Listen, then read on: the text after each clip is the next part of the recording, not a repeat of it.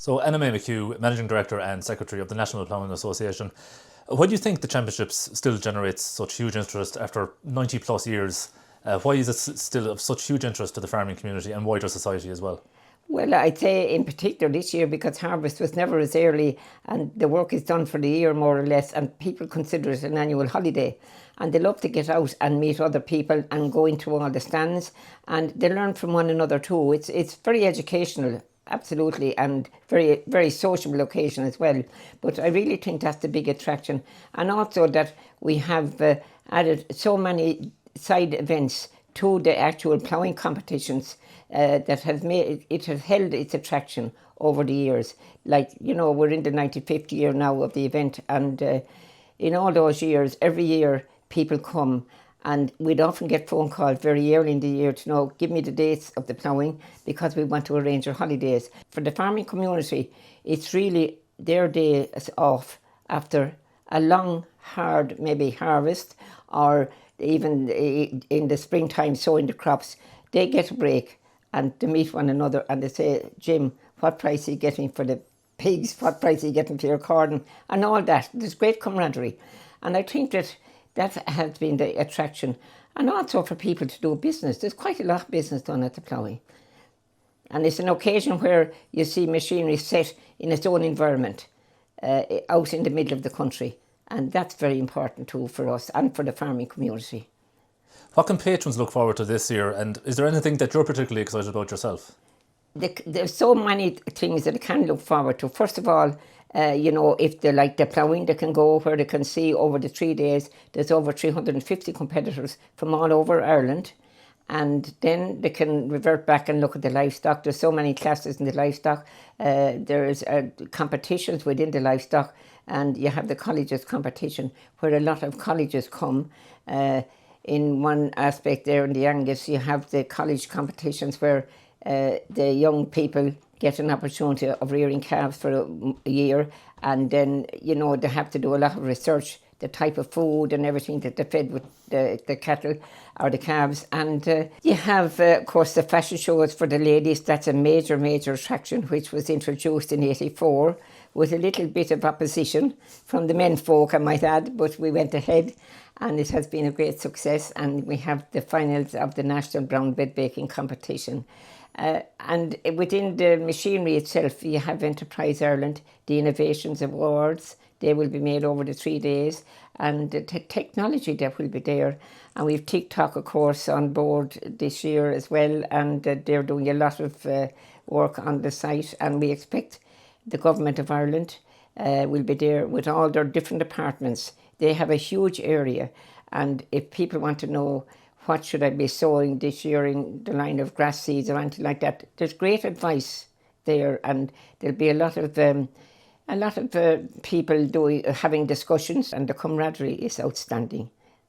Even though among the competitors now, they'll be going out to beat each other, and yet when it's over, it's over. They're good friends. And obviously, May, there'll be a presidential election this year. So do you think that might add to the buzz of the competition this year, with prospective candidates maybe coming along and mingling with the voting public? No doubt about it. I believe at the moment, I think there are 3 candidates there, and I believe that there'll be a lot of handshaking going on. I would imagine that they will be there every day because it will create a buzz. It's a platform where you meet people from all walks of life, and that is where the candidates would like to be meeting and saying what they can do, and maybe you'll support me on the day for the RS. And no doubt they will have big shoes to fill because President Higgins has been a wonderful ambassador. He has come to our national event ever since he went in the RS, and we are, of course, expecting him to officially open the event this year. But the candidates, well, if I was a candidate, I would certainly be going to the National Ploughing Championships, because where you meet people from all walks of life and from many other countries too, even though that they can't be any help to them, but it's good to have them there as well. And on a personal level, May, you've made a huge contribution yourself to rural society and the farming community in Ireland. What would you say you're most proud of in your time at the helm of the NPA? Oh my God.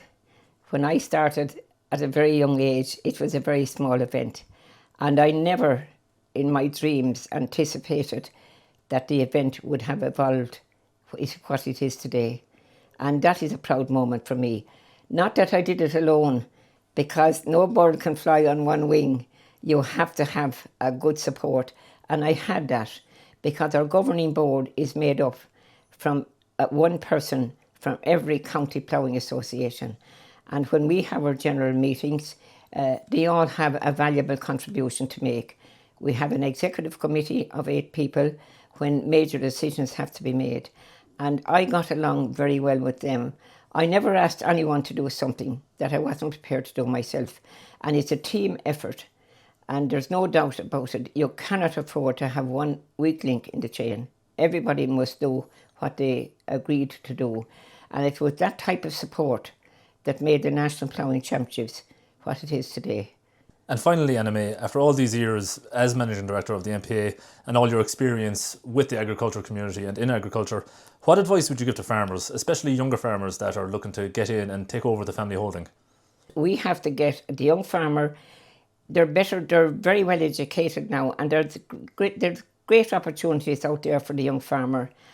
And unless they can see a future in farming, and to see that future, we have to get better prices for our crops. You know, the cost of inputting crops today is far greater than what we're going to get at the end. We have to be guaranteed prices, particularly the tillage farmer. I think the dairy farmer is reasonably well looked after, but the tillage farmer has to be given consideration. And to young farmers, I would say, first of all, you must love the land. You must love what you're doing to make a success of it. But that's the advice I would give them. Love the land first before you make a decision. And I loved what I was doing, and that's why I stayed at for so many years. And my advice would be to young farmers today, it's an asset to have in the country. And I would love to see young farmers taking over. But first of all, they have to be given the responsibility, make the farm over to them, and then they have the responsibility. That's the advice I would give to them.